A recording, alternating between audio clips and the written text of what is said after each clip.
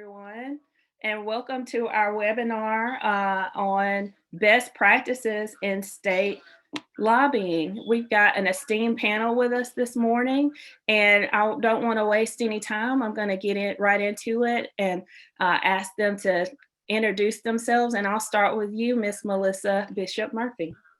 Well, thank you, Terry. I'm so excited to be here today to share some best practices with all of you. My name is Melissa Bishop Murphy. I'm Senior Director of National Government Relations and Multicultural Affairs with Pfizer. I've been with Pfizer over 22 years, and I have been lobbying for almost 30 years. So look forward to sharing what I know.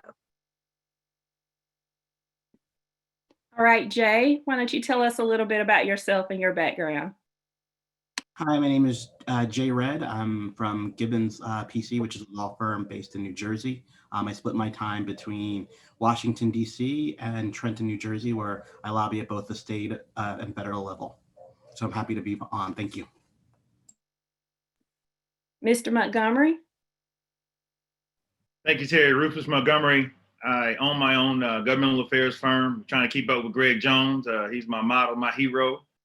I'll tell you a little bit later about how I got into lobbying following a guy named Art Collins down in Florida, who's now in DC. But I've been in politics for 28 years, actively involved. I've been in lobbying for about 15 years now. And I work primarily in Georgia. I do some consulting work in a couple states throughout the Southeast. Thank you. And last but certainly not least, Ms. Vicki Walton. Thank you, Terry. I'm Vicki Walton, and I'm the Director of State Public Policy and External Affairs for Novartis Pharmaceuticals. I've been with Novartis for close to 25 years, working across the organization, both on our commercial side, and I've been in policy and state public affairs for about 7 years. Actually, I'm now in global public affairs. I'm responsible for the US as it relates to policy issues and work very closely with our state government affairs team. And so I'm excited to be a part of this panel to kind of give a perspective from those of us that drive the policies and issues when it comes to access to medicines, and then direct our teams on how to advocate on behalf of our patients. And I'm proud to be a part of this panel because I work with a number of people on this panel. So looking forward to the discussion. Wonderful, wonderful. Well, without further ado, let's hop into it. And I do want to talk to our participants. I want to encourage you to ask questions, type your questions in the chat.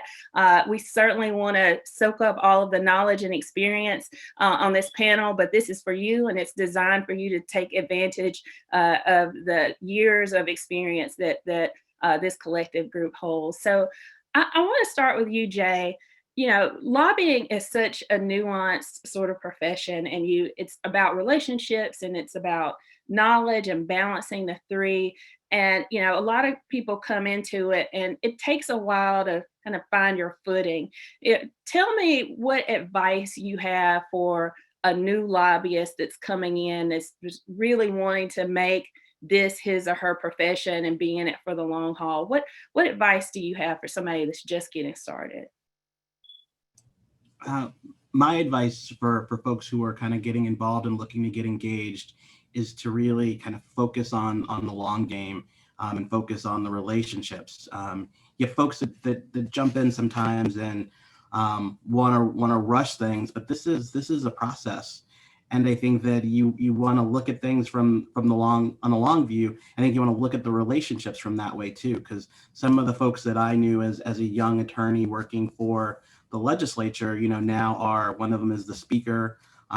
Somebody is now is the majority leader, and it's because I was able to build those relationships on the way up that those relationships serve me now, and I'm able to call upon them on behalf of my clients. The other thing that I'll just say is you've got a bank of your own integrity, and so whatever you're working on, you've got to hold your word. And if you make a representation to someone, you have to stand by that. So never compromise on your own personal integrity, and be honest with folks, you know, whether you're working with other lobbyists, whether you're working with elected officials, be honest about if you're lobbying on a bill or an issue, say, here's where I am. I represent, you know, so-and-so on this, and here's where they're coming from, and here are some of the concerns. Because if you don't make that representation and then the individual finds out something different on the back end, then that hurts you and that hurts your credibility moving forward. And once your credibility is kind of taken a hit, it's really hard to get that back. Oh, that's a great point, Jay. And I think a lot of particularly young lobbyists, they feel this pressure to know the answer when it's asked of them. Melissa, what advice do you have for someone when they don't know the answer or when they're feeling out of their element? Like how does a new lobbyist handle being new and not having all the answers, but trying to establish themselves in the profession? Well, what I would first say to, as Jay said, you only have your integrity, right? So if you don't know the answer, don't make it up. Say that you don't know the answer, and you'll get back with the person with the answer. I think it's very important as a new lobbyist, that you understand the legislative process. You need to understand crossover day. You need to understand when bills can be introduced, when is the last day for bills to be introduced. So there are things that you need to already go ahead and learn so that you can have those answers when you're asked the question. And to me, you need to understand the legislative process for each legislature you work in, and they're different. I work across several states, and each state has their own way of and own processes in regards to lobbying. So learn that, and if you plan to lobby, get registered.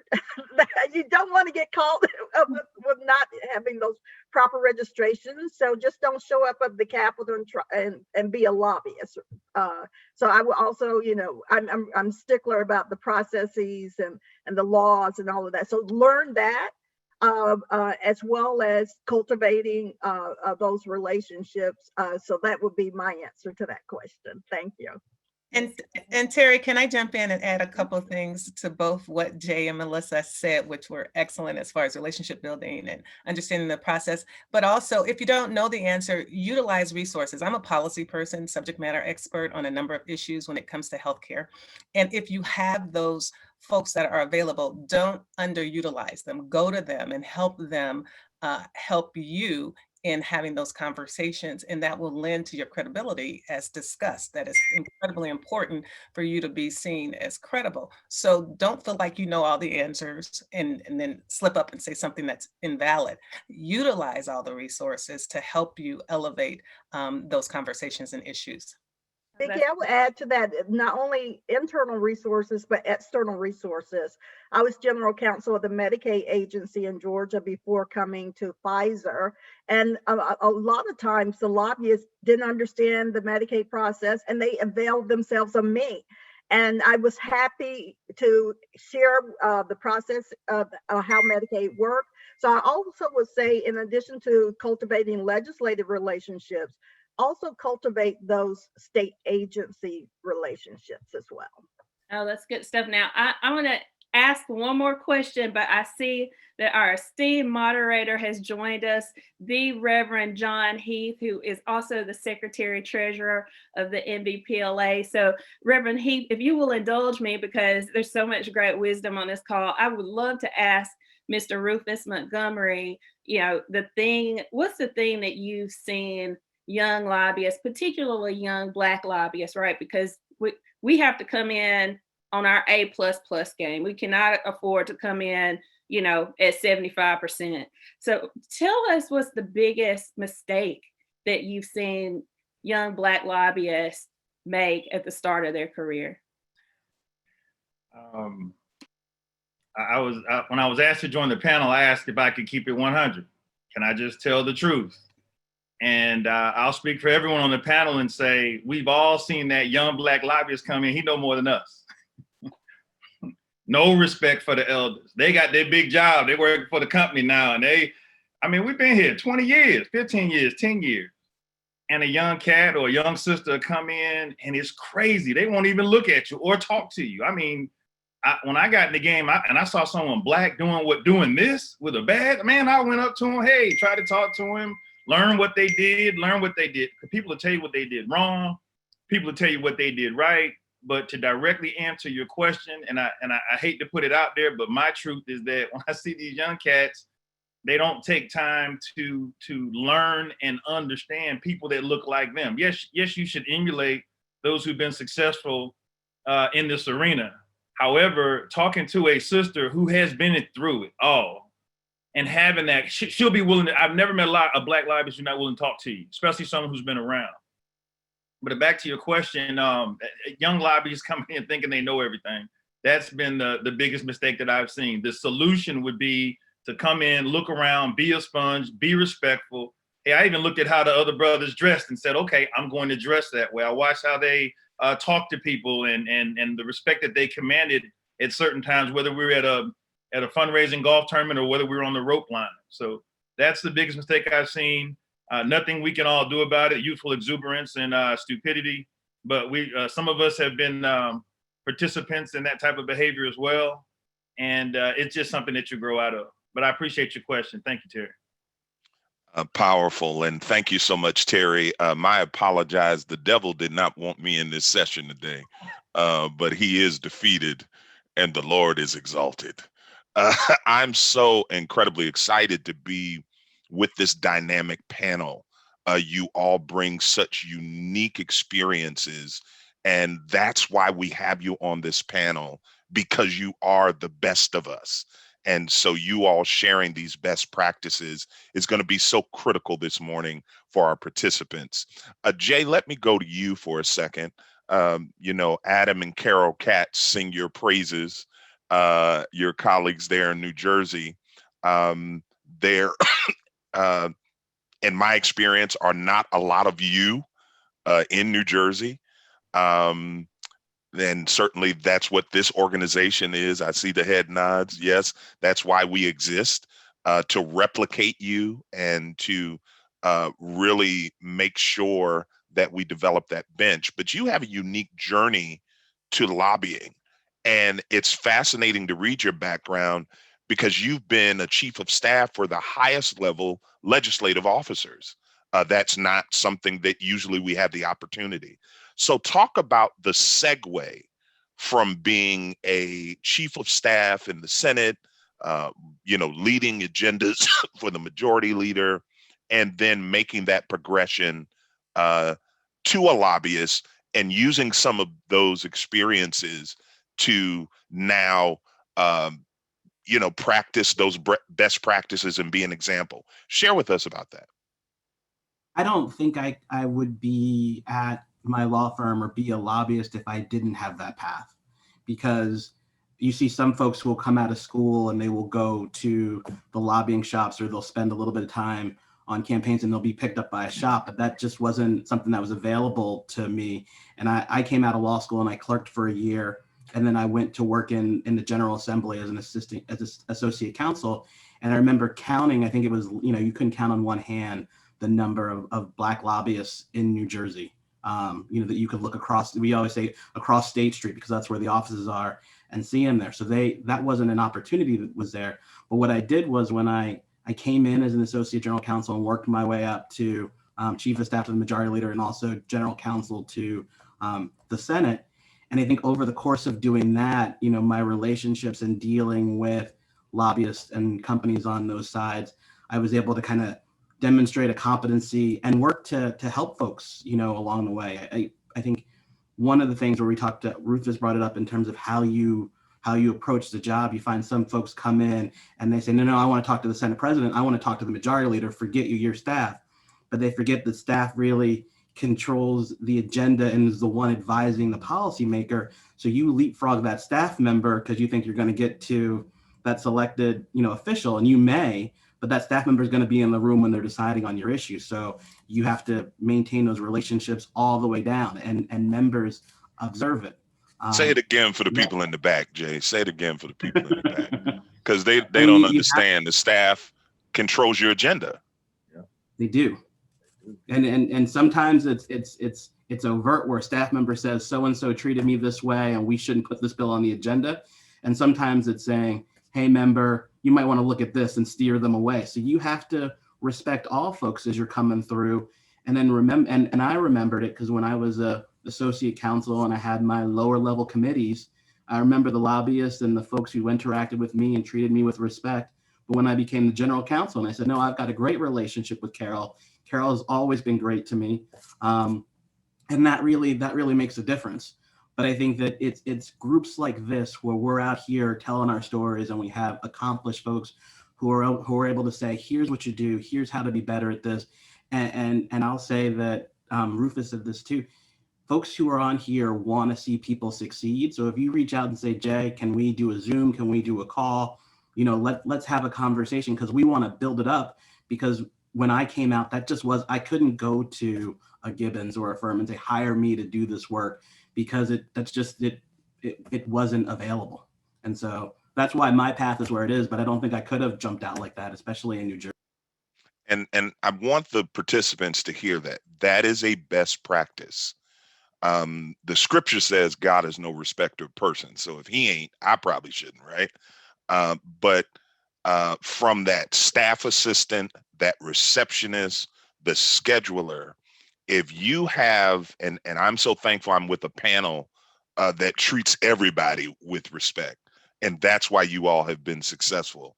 But that is a best practice. You may not think it is, but to treat people properly, and those very people that you treat improperly, as you talked about, may ascend, and folks have a memory.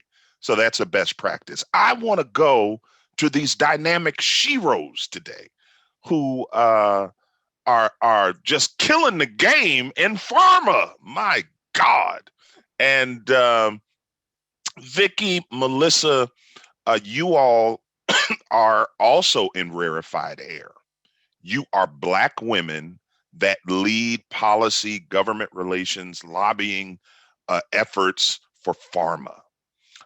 And I do a lot of speaking and ministry with women and coaching women leaders. Talk to us about the skill development that you all have done to still be powerful Black women, but to be able to navigate successfully in a very Anglo male-driven environment. Help us with that. And what are the best practices that you're using as you're navigating and being the velvet iron gloves that I know you all are? Vicki, I'll start, and feel free to chime in and add to. So to me, as a lobbyist, you should, whether you're female or male, you should always be developing your skill set. I really love what Jay and Rufus said about talking to other lobbyists, especially other African-American lobbyists. I credit other African-American lobbyists with helping me become a lobbyist, frankly. I did not know anything about lobbying. I'm an attorney by trade, just as Jay is, but I wasn't seeking to be a lobbyist. I was asked to be a legislative liaison, but I was the general counsel of the Medicaid agency. So my skills, I was constantly honing my skill set, talking not only to other African-American lobbyists, but also African-American legislators. Rufus, we were talking before this session started about Calvin Smyre. And I'm sure a number of you who know Representative Calvin Smyre, who's been in the Georgia General Assembly for over 40 plus years. It opened his door to not only me as an African-American woman lobbyist, but to others, Rufus and others as well. And he knew the legislature. So I also would say you can learn things. This is on-the-job training, but you need to seek that training from other lobbyists, other legislators, and also from doing your own research. I mentioned earlier about understanding the legislative process, understanding how to get bills introduced, crossover. Rufus was talking about standing at the rope line. Those are all processes and procedures that African-American women lobbyists and African-American men lobbyists, they need to know those processes. Vicki, do you want to add anything to that? No, I would agree with you, Melissa, and thank you for kicking it off as far as us African American women and finding our way in an Anglo-Saxon, as you put it, John, dominated field. What I will add, though, my journey is a little different than most here. I came out, I'm an alumni of Howard University, so I graduated from Howard, and I immediately went into healthcare and into pharma. And I started out on our commercial side. So I had no idea I would land here 25 years later, policy and government affairs, working very closely with our lobbyists and in the state. And what I have learned through my journey is we talk about relationships. That is incredibly important, both externally but internally too, and navigating your relationships and finding those few people that will support you, your networks that will guide you and advocate for you when you're not in the room. And to also be very nimble and consider roles and opportunities that are not, say, within your lane. And so that's what led me to policy and government affairs.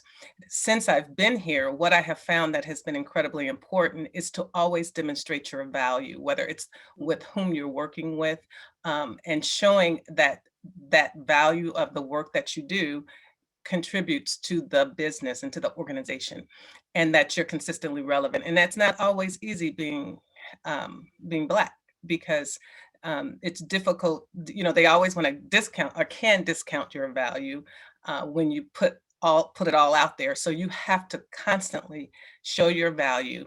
And once you're able to do that, then you have a credibility that we talked about, and you're able to have influence on driving policy and driving the ability to bring others on board. And so it's not easy for Black women, and Melissa can attest to that. It's a tough journey, but it's rewarding and it's exciting when you put in the work and you do what it takes and you make it happen for us and others, which is incredibly important.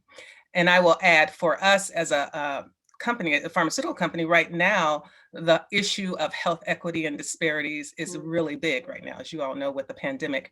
And so because of the work that Melissa and I have done, we can now lead and drive and require things that we probably could not have done 2 or 3 years ago. And so it's exciting to be able to do that and drive change for us as Black people. So both of you gave these erudite, eloquent answers. All right, I'm gonna push y'all a little bit. We're gonna let the hood come out, Rufus. Y'all was real cute with your wonderful answers, but I think it's important because both of you touched upon it in terms of being a Black woman and not being perceived as a aggressive Black woman in the workplace, and that navigation you have to make. Vicki and Melissa, you both talked about being discounted, and sometimes there's a double discount when you're a Black woman or a Black male lobbyist, right? And so really quickly, do you have any kind of scenarios to share? Because when I'm mentoring, folks around the country, in particular our sisters, helping them navigate that, helping them to be firm and strong, but doing it in such a way that, they cutting folks and the folks don't even know they cut. They're thanking them for whooping them, and they don't even know they whooped. And I know both of y'all do that real well. So I just needed to push this a little bit further, and then I want to go to Rufus. But can you touch upon that just a little bit? Well, what I would say about that, Reverend, is that I believe my work speaks for itself. I've had many instances, as Vicki alluded, the pharma industry is not as diverse as we would hope it to be. So there are many times that I've gone into just internally in a room, and I'm the only Black person, and sometimes the only woman, especially at the beginning of my career with Pfizer. But delivering, showing results, the bottom line is always the key. money speaks. And so if you're able to deliver on the bottom line, they don't care if you purple. You know what I'm saying? They don't care if you, wherever you are, as long as you're able to deliver on the bottom line. So success is ultimately the key driver. It's the great equalizer. It Yes, really ma'am. is. It really, really, I can't stress that more. And success can be defined incrementally. You don't have to do everything. You know, sessions are 2 years. So I don't have to hit the home run. You don't have to hit the I home can run, eat but the you need to elephant get on the one bite basics. at a time. Right. You bite out one bite at a time, set clear expectations with whoever you're working for, set clear expectations. And really, one of the issues we haven't talked about is the use of advocacy, other advocates for you who have the same ultimate goal as you. So also showing that you've developed a coalition, right? A coalition of advocates, a coalition of people who are supportive of what your client is supportive of. So I say success, it will win over everybody. They can't take that away from you, right? So that's been my experience. Vicki? Yes, I agree 100%. Showing that value, and when they see that there's a value to the work, then that helps tremendously. But I will also add is they try you.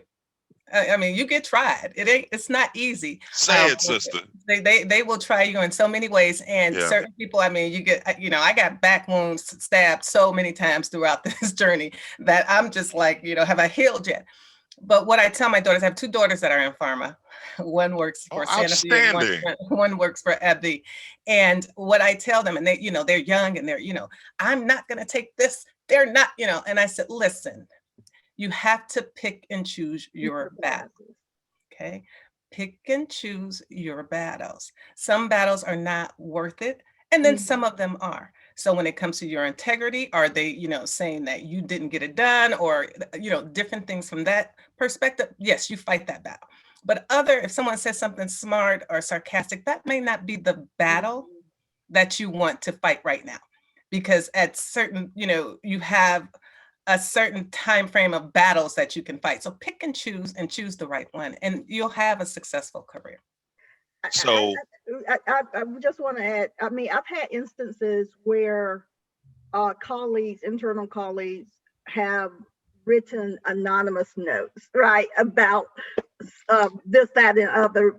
Everything was false. What I also had was a very supportive director. At that time, I was at the manager level. So I had a very supportive director. So also, you, in trying to be the best that you are, you need to develop those internal relationships so that you're having someone who's advocating for you when you're not even in the room. Because a lot of these conversations take place later at night and on the weekends, on the golf course. So you need to be cultivating your internal network as well. So if you're working, let's say you have the Pfizer contract, you need to make sure that I'm speaking good things about you as well. That the other people that you're interacting with at Pfizer are also speaking good things about you. So you make sure you're also cultivating your relationships internally. Well, let me give these best practices that I just was able to get from you all. So first of all, it's produce. Secondly, let's pick battles. Just because you feel you want to say it does not mean you need to say it. Just because you feel you want to address it does not mean you need to address it. Study the folks around you. How do they communicate? How do you reach them? Communication. How do you communicate? And that is so critical. Jay, you know, in Jersey, there's a way that you get folks to where you want them to be, right? And then the relationships and network. Here's a nugget for those on this class. If you're serving under a leader, director, VP, make sure that they understand that you want them to be successful. And you're going to do everything you can to help them be successful. And I guarantee you, they will then return and make you successful. Rufus, brother Rufus, my dear brother, You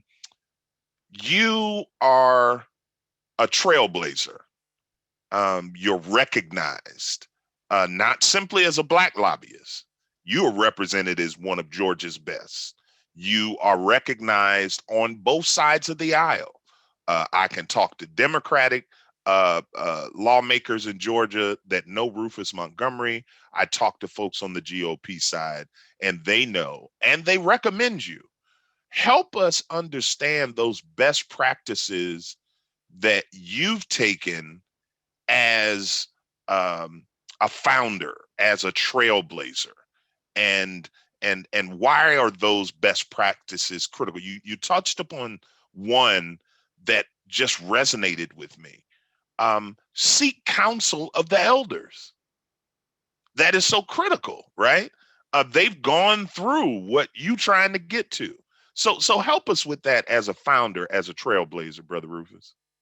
I'll jump in, and I wanted to stop for a minute and pay homage to, it's a catch-22 as a Southern gentleman. I want to say my elders, but I want to say Yolanda. So it's kind of, I mean, you want to show the love, but then, she's only 29. So You're right. Right. She started early. Right. So she's a prodigy. You have to look at it. I mean, I've always known that if you look at someone, I have a strong father. So I wanted to be half the man my dad is, and I knew I'd be somebody. Mm-hmm. Well, that applies the same way in business. Mm-hmm. There are stories to tell. The young people don't get to see and hear the stories.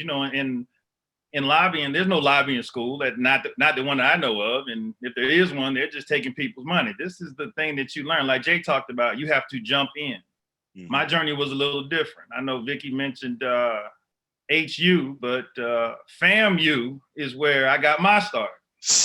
There you go, Rattlers in the house. So I'll pause for a second and talk just very briefly about, our sister Kamala.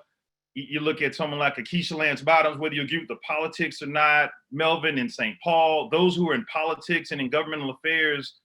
We had Nick Mosby on yesterday, and I spent a week with him in Israel, 8 days with him in Israel. He's a Tuskegee graduate. There's HBCU excellence all over. No disrespect to our PWI graduate brothers and sisters, but Stillman College in the house. Stillman College in the house. HBCU in Tuscaloosa. There's HBCU excellence everywhere. So everyone's talked about connections. Start with someone who went to your alma mater. I mean, that's kind of a big deal. Who went to your alma mater? I flunked out of FAM at 16, went in the Army, came back, graduated, took a job in North Carolina. That didn't work out. Went back to FAMU, and then I went to work on Capitol Hill. I was a staff assistant, so I would watch the people come into the office. Y'all might wonder why I got excited when Janet Reno walked into my office for the first time to meet with my boss. I said, wow, she's as tall as I am. You learn over time. Greg Jones' sister kept me in the game the first 3 years I was in the lobbying game, because when I would get a technical question along the lines of what Melissa said, lobbyists leaning on her, when I didn't know what I was talking about, a client would call, I called Greg's sister, and I would say, hey, and she would hit me right back with a text or a call. I'd relay it to the client, and I would look like a genius. Okay, a couple of years in, you know what you're doing, and you keep it moving. So we're not in the business ever of what some mention is not telling the truth, but there's a double standard for the Black lobbyists. We have to know everything. And I just say it out there, when white folks or when Republicans come and say, what's going on with the Black caucus? I don't know sometimes, but I tell them I'll find out, and I get a quick answer. Text one of my friends in the Black caucus. When my Black caucus friends want to know what's going on with the Republicans, I tend to know a little bit more about what's going on there, and I traffic in that. A best practice is when I first got into lobbying, I came in from the political side. I used to go to Republican breakfast on Saturday mornings. I used to travel to counties and volunteer and campaign and speak with folks. So I had those kind of relationships. But I realized, being in the minority, that the Black John, you touched on both sides. The Black legislators, I could walk right into their office and talk to them, sit down, get to know them. Well, 15 years later, they're the leaders. And so now you have, I remember going to a brother, sister, son's football game. And I remember I made a note here, go to I saw Billy Mitchell at an ALEC meeting in New Orleans.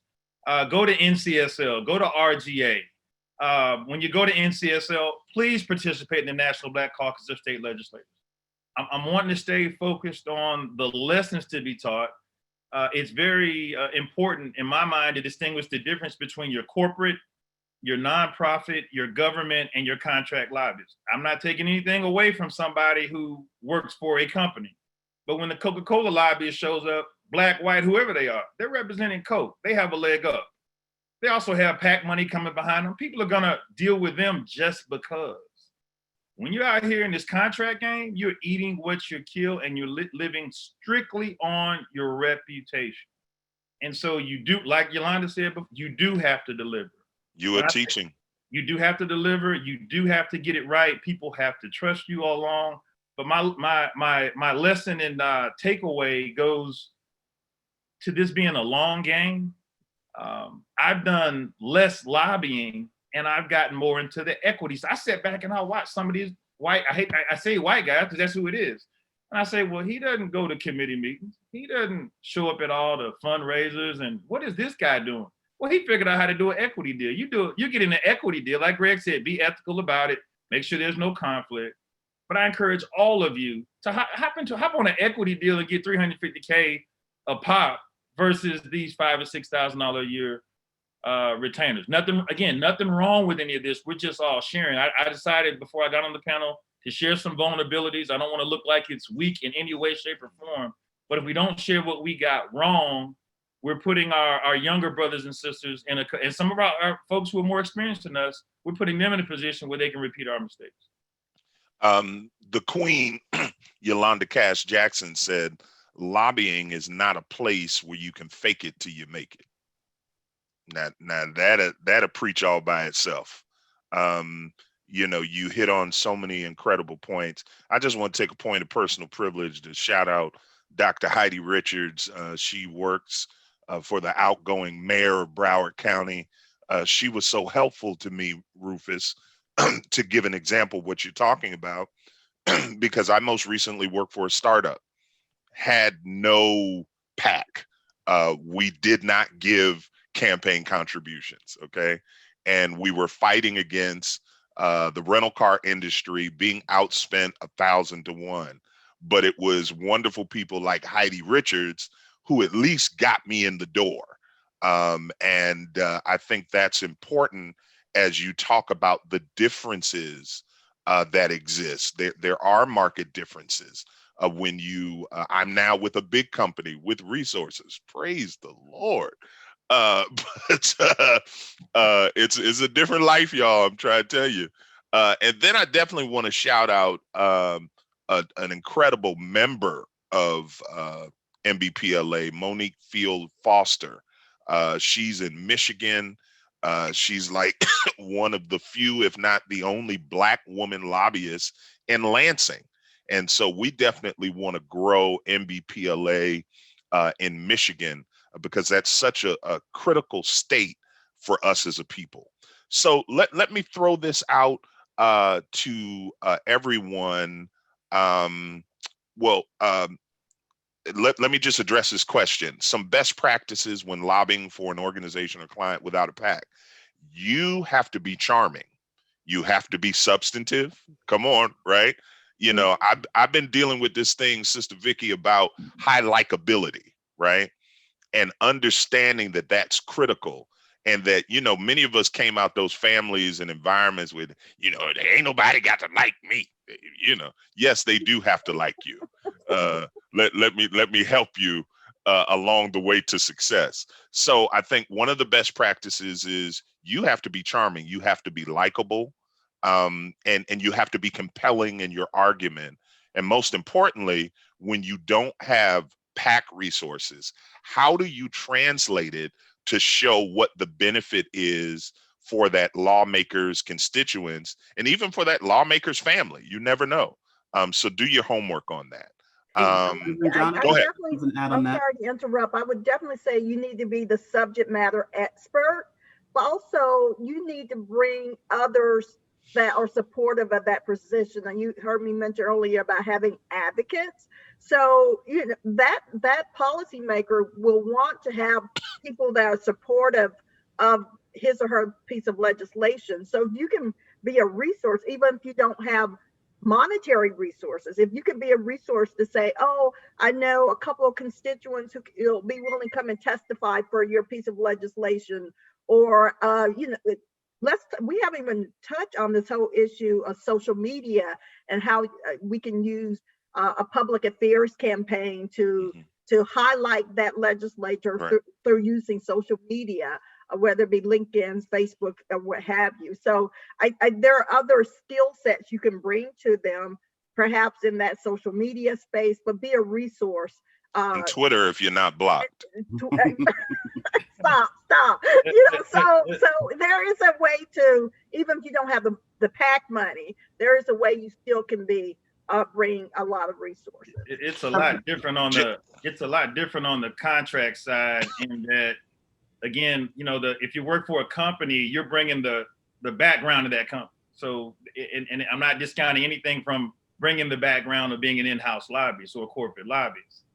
If you're a government lobbyist and you work for an agency, there are those who would say, okay, well, they represent the agency, so I need to listen to them because they represent the agency. When you're out here, or like when you're with a firm or you're eating, when Florida went to no contributions and they cut down on what you could do, well, they started paying attention to how much money you brought to the table before session. You want to talk to the majority leader, you need to bundle 25 grand. You want to talk to the speaker, you have, Florida's a big difference, but Georgia's no different in terms of the amount of money you bring to the table. To the specific question about what to do when you don't have money and resources, I have a client that doesn't contribute PAC money, and I've had them for over 10 years. I've had to rely on bringing value in some way, shape, or form. Not just in a, you don't know how you can help them on another bill. You don't know how you can help them with information. You don't know how you can help them with relationships. Somebody mentioned, Vicky mentioned earlier, being tried. Well, there are legislators that get attacked by other legislators. Pulling somebody off of them is a value. I had a legislator come for me one time, but he didn't know that 10 years prior, for that Rules Committee chairman, I had gone on television to defend him when he was called a racist. Well, now I had a legislator 8 years later, didn't know what he was talking about, new guy coming for me. He had a bill in rules and had no idea why his bill was stuck in rules. And it stayed in rules and it didn't come out. And I made it wasn't a rookie mistake. I took pride in letting him know his bill wasn't coming out of rules. But to the specific question, find other ways to add value, leverage what you have. This may sound controversial, but if you're a good looking woman, be a good looking woman. I'm 6'4", 240 pounds, and I wear cowboy boots to add 2 inches. So I'm gonna be a presence, okay? If you work for a company that's a name company or a Fortune 500, leverage that. If you have the relationships if you know someone you went to school with who was this person's law school roommate, make a phone call and get them involved. Use the resources you have to move things along when you don't have the financial resources. Jay, jump in. The other thing is, don't let your first interaction with that policymaker be the ask. Like I always tell folks, if you want to get something in the budget, your first time meeting whoever it is to ask for the budget chairman shouldn't be there to make the ask. If you were, like Rufus said, the previous year celebrating what was in the budget that helped the folks that you serve, and they know you as an advocate on social media, and whenever they have a rally at the State House, your folks are there writing letters in support and celebrating when they do things right. Then when you have to come in and say, hey, we'd like to see this in the budget, or we've got an issue, you've built that currency that's not the PAC or the political funding, but you've built that so that relationship is there for you to make the ask. I think too many folks show up at the office and say, I need $1 million in the budget, and people are like, who are you? Yes. And folks have not studied the lawmaker's language. That's critical. Some folks are fiscally driven, right? All about the numbers. Other folks are cause driven. So you need to understand what their language is. Gary Chapman has a book I use when I'm dealing with couples called The 5 Love Languages. His contention is there are 5 languages, basic languages that couples have. And in order for you to be successful, you've got to know what your spouse's languages are. I would contend that lawmakers have languages. And if we're able to learn those languages, learn what they speak, it's going to make a difference in your success. We've got another question posed. And so to Vicki and Melissa, are you all now in this environment of being proactive? Remember how you all may know the story, but MBPLA was born out of me not being able to get our other co-founder, Greg Jones, even an opportunity to present his qualifications in case to represent a company in Alabama. And subsequently we said, we're not going to cry about it, we're going to do something about it. So from your perspective as company lobbyists, how are you all trying to be proactive in sourcing Black lobbyists? And let me just say a caveat before they say anything, they do hire Black people, but let's go ahead. Well, I that's what think I the was gonna folks need say. to understand that. Well, I that's think- what I was going to say. I believe the first contract Greg Jones ever had was the Pfizer contract. And he testifies to it. So that's why I say I want to caveat to let people know this is something you guys already do. I always but- have done that because I wouldn't be where I am if someone had not given me an opportunity. My lobbyist in South Carolina is Daryl Campbell. He's an African American lobbyist. I have had African American consultants. So to me, it's always been part of my DNA. It's always been part of any activity that I have participated in Pfizer. If I'm on an interview panel, I'm making sure that interview panel is diverse.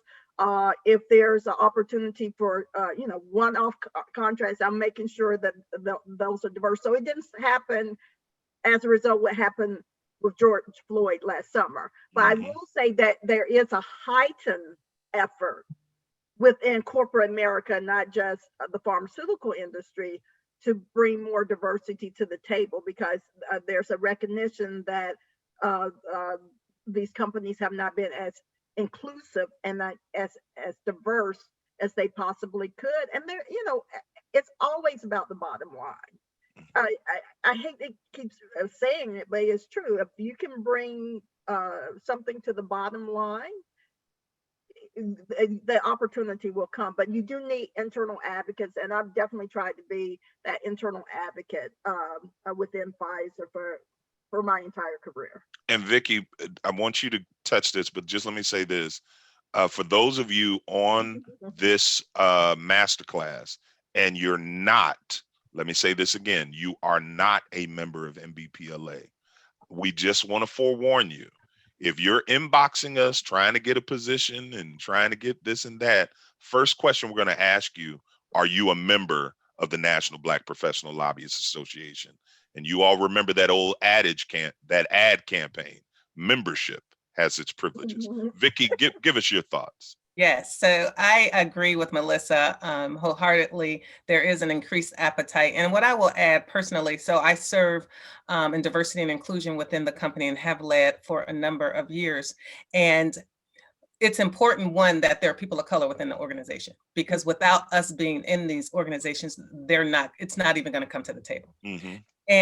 But however, since there's heightened awareness, we're able to now look across the organization at all the different areas, all the contracts, whether it's our legal contracts, whether it's what we do with any external stakeholder, and say, are we engaged with organizations, one, that are diverse? And we're finding that we're not. So aside from the fact that internally we have to elevate our game, but externally, who are we working with? What are the consultants? What do they look like? Who do they hire? And as we're starting to look at that, we need voices like Melissa and I to say, this is a group that we've largely ignored. And so I'm very excited to be a part of this organization and to be on this panel and to work with Yolanda and to find ways to say, what can we do as a corporation to ensure that we are addressing the needs of our Black lobbyists, because they have largely gone overlooked, at least within our corporation. And if you all are, I'm sorry. please, Melissa. One little point. I'm an attorney by training. I was the general counsel of the Medicaid agency. I was suddenly asked by my commissioner to come down to the Georgia General Assembly and be the legislative liaison. I found out subsequently that the reason I was asked to do that was because Senator Charles Walker had said to her that she needs to bring somebody that looks like him down to the state capitol. Never knew that that's what it was until I started sitting down and having a conversation with him. So there is also a role for African-American legislators to play to make sure that these companies, these agencies have diversity, and the diversity is at the Capitol and is shown. So I want to also say that there is a role for legislators to play as well in this. So, Melissa, we touched upon that yesterday in the State Legislative Outlook. Speaker Jones, my dear friend, and I call her my speaker, she is one that engages in that practice. Of course, Representative Billy Mitchell talked about that. And then the esteemed minority leader, Representative Camper in Tennessee, talked about that being a practice, right? So there are those lawmakers out there that are engaged in that, and certainly we want to ramp that up. Let me just say this, because I think Rufus has something he wants to add. But for those of you who are in positions like me, like Vicky, like Melissa, who are in the corporate shops, one of the things that has helped me, again, a best practice to help you help Black people, is to begin to show the data about the growing Black caucuses in red and blue states, of the number of Black speakers that exist like never before, Black Senate leaders, folks who are committee chairs, and the push for many National Black Caucus of State Legislators members to say, look, I'm not going to talk to you until I see somebody that looks like me. Illinois, the Black Caucus there used their muscle to not only present an equity agenda legislatively, but guess what? They got a speaker. The Maryland Black Caucus did the same thing. So Black caucuses are not just these anemic bodies of Black folk that's just glad to be there. No. We are serious. Our lawmakers are serious about a collective agenda to help our people. Rufus, did you have something to add? I wanted to throw out there that in many cases, we're talking about how we have benefited from the influence of our brothers and sisters, those in leadership positions and what have you. Relationships, we keep talking about relationships and how these connections matter. I got my first real client. I worked for a firm that put me on their clients. So my first real client came after a very influential white legislator took a meeting with that client, listened to him for 55 minutes, and then said, with Rufus on your team, I think y'all will get some things done here in the state of Georgia. So to those who may not have the benefit of a Black speaker or large legislative Black caucuses, and even in those states as well, I'm encouraging you just as much as we would engage, not sitting anyone saying that's all we do. I wouldn't want it to come across as all we do is leverage our folks. I want to be clear from a best practices perspective that you have to jump in and find your niche with white folks who are in charge, with white leadership. It's not everywhere where the Black caucus has the kind of influence where it's going to help you to continue to be successful. Most recently, and after the George Floyd murder, I have been told that I've been kind of off the chain, unleashed, let it go. And I found from a feedback perspective that there are many white Republicans who have appreciated my candor in telling them things directly. The surprise on people's faces when I tell them Black folks wasn't mad about the Capitol being stormed. Black folks were thinking, man, if that were 5 of us, we would have been dead. And so when you tell them these things, they're nodding their head and they're going, gee, I never thought of it that way.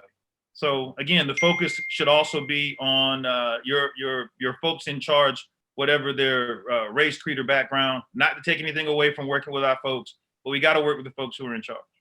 In Rufus, I particular, can agree Good. more with you. I mean, the relationship I have with Tom Price or in Georgia, who ended up being HHS secretary, albeit for a short time, or Buddy Carter, it's because I worked across the aisle.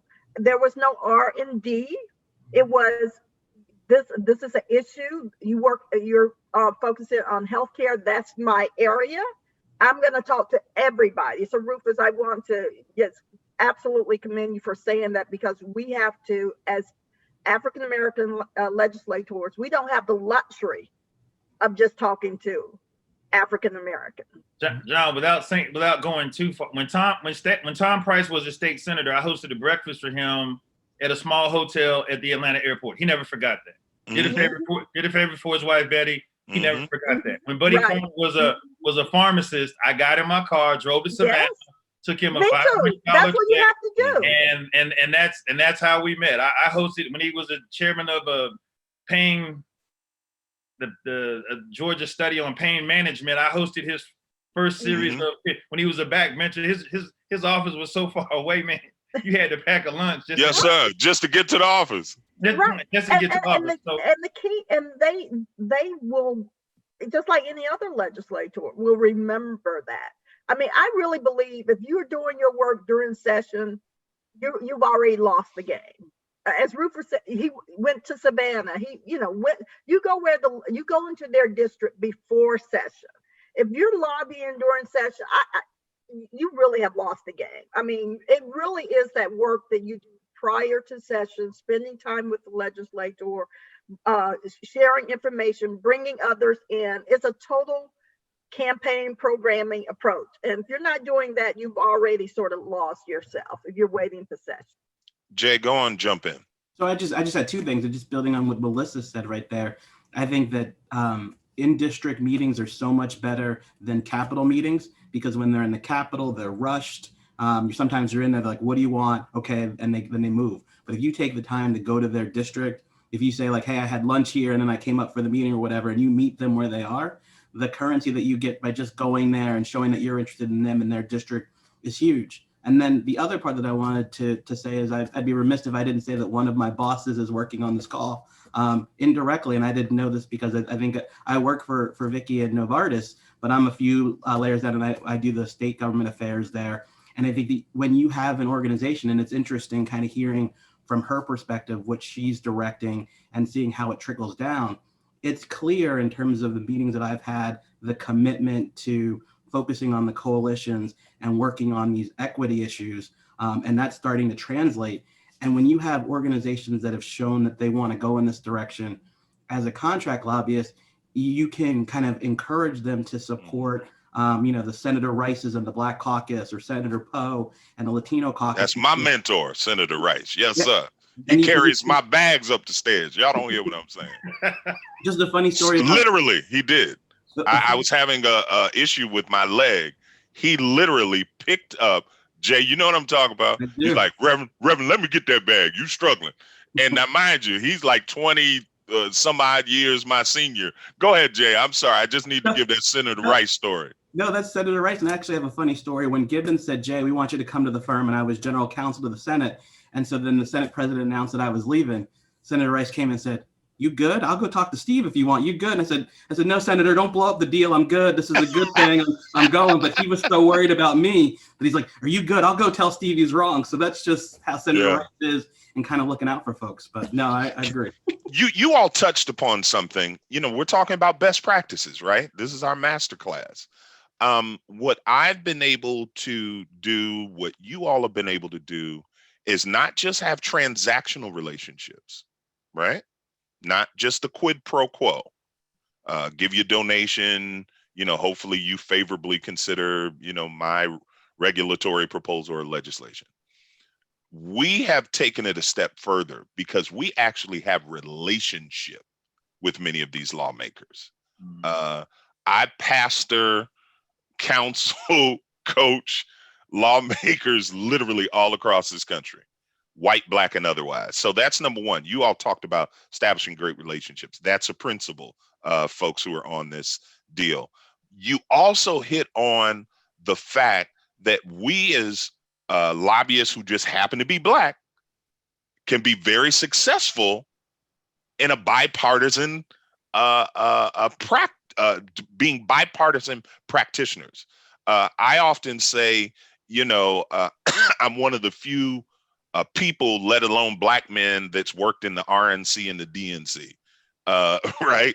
I know kind of both worlds. I've been a senior advisor to a Republican governor, Bob Ehrlich, and also to Michael Steele when they were governor and lieutenant governor of Maryland. But yet I used to work for Elijah Cummings. So I got a lead every time Jack Kemp was one of my former mentors, the late Jack Kemp. And if we had, quite frankly, in the GOP, more Jack Kemps today, I think we'd be in a greater position. Vicky, Jack was so cold, they like had him on Howard's board for life, right? And Jack Kemp, even when I ran for office, Vicky and Melissa, Jack Kemp with me in the hood, okay? And he just is comfortable talking to the little old ladies, giving the brothers pound. We have the ability as black lobbyists to be bipartisan. So what we want to help you all understand on this call is that you have to have those relationships on both sides of the aisle. And particularly, I think you all will understand this. And Jay, you know this too, because Jersey can be schizophrenic. They can be Democratic one minute and then they can switch the next, right? It is important that you have these relationships on both sides of the aisle, because as a person who used to work for a whip, a person who used to, Rufus, work for the rules chairman, depending on which legislature you work in, rules chairman, can let something out or just let it die. You need to know that. And oftentimes those folks in red states don't get that message early, and sometimes it's an impediment. So I want to thank you all so much for not just talking the talk, but for being practitioners that walk the walk. And we see that in your successes. Let's delve a little bit more into kind of the relationship aspect, right? Because I think that's something that a lot of people don't get. They're very transactional.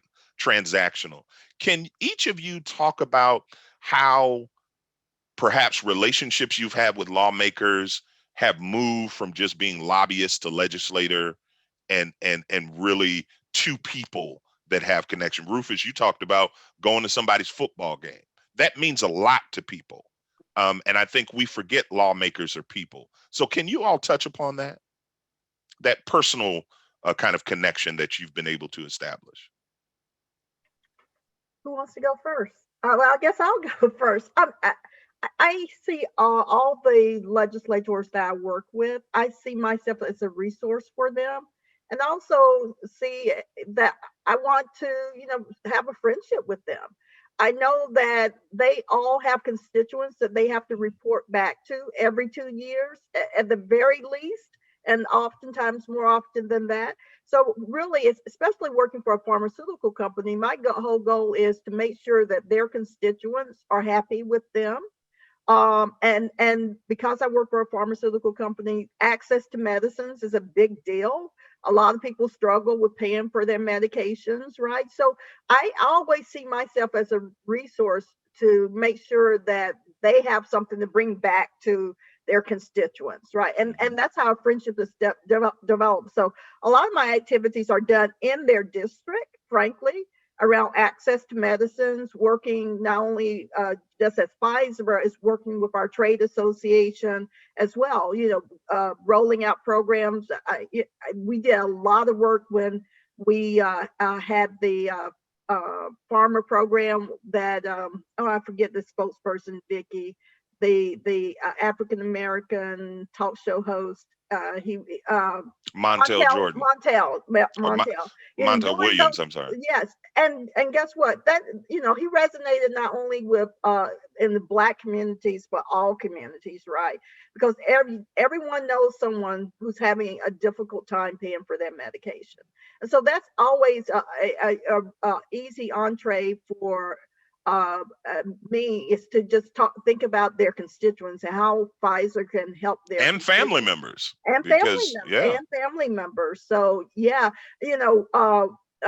back in the day, I used to work out all the time, and working out with legislators. Rufus mentioned playing golf with legislators. They are people too. So they're doing those activities that they enjoy. So participating in that has been a way that I've developed friendships with legislators. And I can't discount, I think it was Rufus also who mentioned the value of attending sort of these national meetings, like the National Black Caucus of State Legislators, the Democratic Governors Association meetings. I know that everybody can afford to do all of those, but you should at least pick one or two and save and plan to participate, because those are also really valuable opportunities to spend time outside of the legislative process and make the case to your companies, to the decision makers. Exactly. I mean, certainly I think about some of my contract people. Pfizer is willing to pay their way, to those. So you have the right client, and if you don't have the right client, maybe should be looking at getting some of those clients. We will, pay for the contract lobbyists to attend, even if I don't attend. So that's an opportunity there that I think that these group of new lobbyists should also consider doing. Anyone else? I think taking a legislator and their kid to a Brazilian restaurant in Salt Lake City and then seeing them the next session, they're going to remember that. I had a legislator call me and say, I need tickets to the Super Bowl. Man, I can't do tickets to the Super Bowl. He said, I want to pay for them. Oh, I said, okay, I can hook you up. And then seeing them down there at Houston when we had that debacle with New England, we're not bragging, and we're not saying we're living this life and this is the good life and this. No, we're not going there. What we're saying are, when you create these memories with people, they will always remember it. I attend the Republican National Committee and the Democrat National Committee. Make memories with these folks. Don't just go, but go and find them while they're there and make them feel special while they're in an element where they're just one of somebody. They're real somebody back at home, but when they go to the national conference, a lot of them are fish out of water, especially if it's their first, second, or third conferences. Create memories, and the memories become more valuable. To your point about relationships, Big John. Rufus, say it one more time. Create what? Create memories. Talk about it. And over time, they will be better. These people, the kind of people that stick around, don't have any problem raising money. That's why they're still there. Create those memories and be able to draw upon those things. I sent a legislator picture of me and his two sons with, I'll just tell you who it was Kelly Loeffler, and it was 10 years ago. And they were little kids, and then you look at them now. And so she went from someone they were just being introduced to being their United States Senator for a brief period. No matter who it is, we all have these stories. Draw upon those stories and make them count. I know we're going to be wrapping up. If I don't say anything else, let me say to you that I encourage you all to be what I call silently aggressive. I don't apologize for being my size, my height, and being Black. I mean, it is what it is. I'm not as smooth and laid back as a Greg Jones, but instead of running from being Black, own that you're Black. Be the expert in that space. Make it count, baby. Be like Yolanda. She don't let nothing Black get by nobody, okay? So own the Black stuff, and now you're gonna increase your value. I thank you for that. I encourage every Black lobbyist, anyone who's listening, start looking for equity deals. If you can get into gaming or cannabis, don't take that $5,000, $6,000, $10,000 retainer unless it's your only option.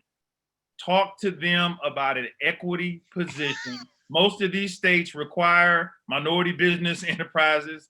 You can do one deal with them and get out the game, okay? You can get totally out the game, 7-figure income coming in on an annual basis because you did one deal. One of my mentors, Renee Moore, taught me that when she got involved with casinos in Pennsylvania. She worked pro bono for 10 years to get a small percentage of a casino, and it works out. So thank you for allowing me to share that.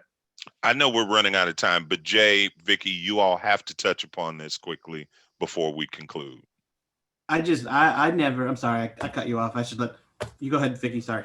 Oh, I'll just be quick. Everything that you all summed it up. I mean, Melissa and Rufus, I'll just say, be your authentic self. Always be your authentic self in any business relationship, and you will be successful.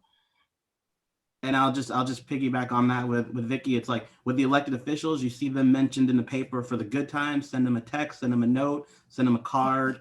And also in the bad times, sometimes things get rough. Send them a note saying, hey, hope you're doing okay. Let me know if I can be helpful. I do that a lot because sometimes, you know, some scandal pops up, or even if their bill has a hard time or something like that. That's a good thing to do just with elected officials, but it's also a good thing to do with your clients, with your friends. If you see something going on, just drop it in that note and figuring out a way to make that connection, especially now when we're not in person and we don't have an opportunity to really connect one-on-one. Looking for whatever way you can to connect with folks and let them know that you're thinking about them goes a long way.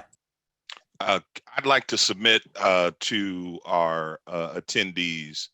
I have found, and I think all of us have gone through those periods where we were challenged about trying to change and trying to be like other people. I have found the success that we are experiencing in this season is just being authentically you. You don't have to switch up. You don't have to remember how you were. And Rufus, that authenticity is what people appreciate. So remember this. I shared this with two of my son's friends. They like to hear me preach, Melissa, so I got to tune up every now and then when they're talking. But remember this. It is always the original that has the greatest value. It is the copy that's worthless. So I want to remind everyone with that last nugget that we have another panel. So we want you to participate in that. You all should have the link. This has been, can we give a virtual rousing applause and a standing ovation to this dynamic panel? You all were so wonderful. Thank you. Power fist. Yes, Brother Rufus. I didn't miss it, brother. I didn't miss it. But thank you all so much for availing of yourselves, giving your time. We are the better and we are richer because of you. If that's, unless our executive director has anything else, that's our panel, our masterclass. And remember, tell Lottie Dottie and everybody about NBPLA. If you haven't joined, bless yourself and get that affordable membership, and then be a part of something that's literally about to change this nation. Terry, any